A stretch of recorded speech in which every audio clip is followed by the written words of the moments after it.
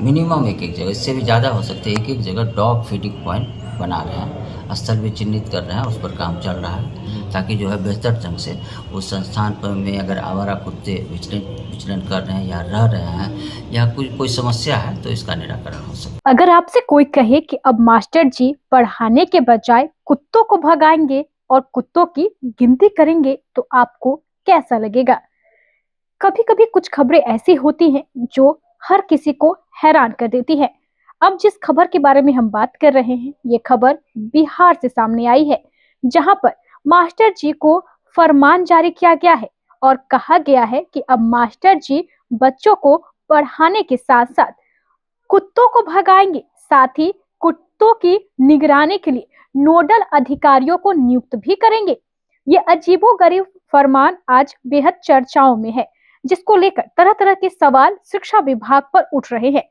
सबसे बड़ा सवाल ये है कि क्या सच में एक टीचर जो बच्चों का गुरु होता है वो अब कुत्तों को भगाएगा और कुत्तों की निगरानी और उनकी गिनती के लिए नोडल अधिकारी को नियुक्त करेगा?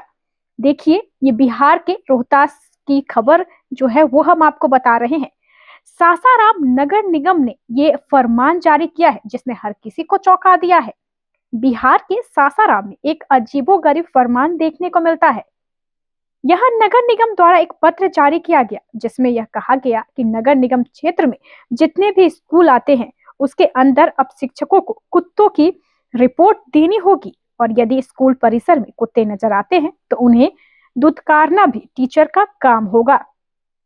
यानी यदि साफ साफ शब्दों में कहें तो अब टीचर को न सिर्फ बच्चों को पढ़ाना होगा बल्कि कुत्तों को भी भगाना होगा। और यदि स्कूल कैंपस में कुत्ते आते हैं तो उस पर भी नजर रखनी होगी। इसको लेकर लेटर भी जारी कर दिया गया है। अब पूरी खबर क्या है, चलिए हम आपको बताते हैं। सासाराम नगर निगम ने हाल ही में शिक्षा संस्थानों के लिए एक ऐसा निर्देश जारी किया जिसने शिक्षकों और समाज में चर्चा का विषय बना दिया है। नगर निगम ने अपने पत्र में निगम क्षेत्र के प्रत्येक विद्यालय से यह अनुरोध किया है कि वे अपने परिसर और आसपास आवारा कुत्तों की जानकारी देने के लिए एक नोडल अधिकारी नियुक्त करें। नगर निगम का यह आदेश सीधे तौर पर शिक्षकों को जिम्मेदार बनाता है कि वे विद्यालय परिसर और आसपास के क्षेत्रों में भटक रहे कुत्तों की संख्या और उनके नियंत्रण के लिए उपायों की जानकारी नगर निगम को दे।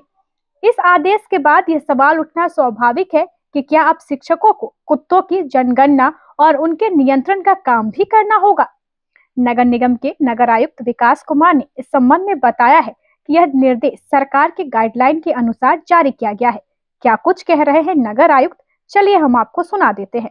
जो मतलब विभाग का गाइडलाइन है उसी के अनुसार हम लोग जो है कार्य कर रहे हैं। सर्वप्रथम तो हम लोग जो है सभी वार्ड में सोचते हैं कि एक एक जगह जो है मिनिमम एक एक जगह, इससे भी ज़्यादा हो सकते हैं, एक एक जगह डॉग फीडिंग पॉइंट बना रहे हैं, स्थल भी चिन्हित कर रहे हैं, उस पर काम चल रहा है। और दूसरा ये है कि जो जितने भी महत्वपूर्ण संस्थान हैं उनसे भी हम लोग कोऑर्डिनेट कर रहे हैं कि वहाँ पर कितने ये डॉग है या कोई समस्या हो रही है तो उसका हम लोग त्वरित निराकरण करेंगे। स्कूल के शिक्षकों वगैरह कोई लगाया जा रहा है सर? इस नहीं, स्कूल के शिक्षकों को लगाया नहीं जा रहा है, सिर्फ वहाँ से हम लोग जानकारी ले रहे हैं कि किसी प्रकार की समस्या सभी संस्थान से कि कोई समस्या है तो वो हम लोग को बताए, या एक तरह से समझिए हम लोग के नोडल और वहाँ से कोऑर्डिनेट ये स्थापित हो सके कोऑर्डिनेशन, ताकि जो है बेहतर ढंग से उस संस्थान पर में अगर आवारा कुत्ते विचरण कर रहे हैं या रह रहे हैं या कोई समस्या है तो इसका निराकरण हो सके। तो सुना आपने, उन्होंने कहा है कि विभिन्न शैक्षणिक संस्थानों को पत्र भेजकर वहां से नोडल अधिकारी की सूची मांगी गई है। यह सूची नगर निगम के द्वारा बनाए जाने वाले डॉग पॉइंट और आवारा कुत्तों के नियंत्रण कार्यक्रम में उपयोग की जाएगी। हालांकि शिक्षकों के लिए यह नया और अजीबोगरीब जिम्मेदारी माना जा रहा है। पहले ही शिक्षक स्कूल जनगणना, बीएलओ का काम, जाति और धर्म आधारित आंकड़ों की रिपोर्टिंग आदि जैसी जिम्मेदारियों से जूझते आए हैं। अब नगर निगम का यह आदेश उन्हें आवारा कुत्तों की निगरानी और उनके नियंत्रण की जिम्मेदारी सौंप रहा है। शिक्षकों का कहना है कि विद्यालय परिसर में शिक्षा और बच्चों की सुरक्षा उनकी प्राथमिकता जिम्मेदारी है। आवारा कुत्तों की संख्या गिनना और उन्हें नियंत्रण करने के उपाय सुझाना उनकी पेशेवर जिम्मेदारियों के बाहर का काम है। कई शिक्षक इस आदेश को हास्यास्पद और समय की बर्बादी मान रहे हैं। नगर निगम का उद्देश्य हालांकि स्पष्ट है। निगम यह जानना चाहता है कि इलाके में कितने आवारा कुत्ते भटक रहे हैं और उन्हें नियंत्रित करने के लिए किस प्रकार की व्यवस्था की जानी चाहिए। डॉग पॉइंट बनाने और आवारा कुत्तों की समस्या को नियंत्रित करने के लिए यह डेटा नगर निगम के लिए उपयोगी साबित होगा। लेकिन इस आदेश ने शिक्षकों और आम जनता के बीच चर्चा को जन्म दिया है। कई लोगों का कहना है कि शिक्षा संस्थानों को इस प्रकार की जिम्मेदारी देना उचित नहीं है। उनका मानना है कि आवारा कुत्तों की समस्या का समाधान नगर निगम और संबंधित विभागों की जिम्मेदारी है, न कि शिक्षकों की। वर्तमान में सासाराम नगर निगम के इस आदेश के बाद जिले के शैक्षणिक संस्थानों में हलचल है। कई विद्यालयों ने अपने शिक्षक स्टाफ से नोडल अधिकारी नियुक्त करने का काम शुरू कर दिया है, जबकि कुछ विद्यालय अधिकारियों ने इस पर आपत्ति जताई और इसके लिए स्पष्ट निर्देश भी मांग की है। यह आदेश यह सवाल भी उठाता है कि क्या भविष्य में शिक्षकों से और भी गैर शैक्षणिक कार्य कराए जा सकते हैं। अब तक शिक्षक विभिन्न सरकारी जनगणना और सर्वेक्षण कार्यों में शामिल रहे हैं, लेकिन आवारा कुत्तों की निगरानी जैसी जिम्मेदारी पहली बार दी गई है। इस प्रकार सासाराम नगर निगम का यह अजीबोगरीब आदेश शिक्षा जगत और आम जनता के लिए चर्चा का विषय बना हुआ है।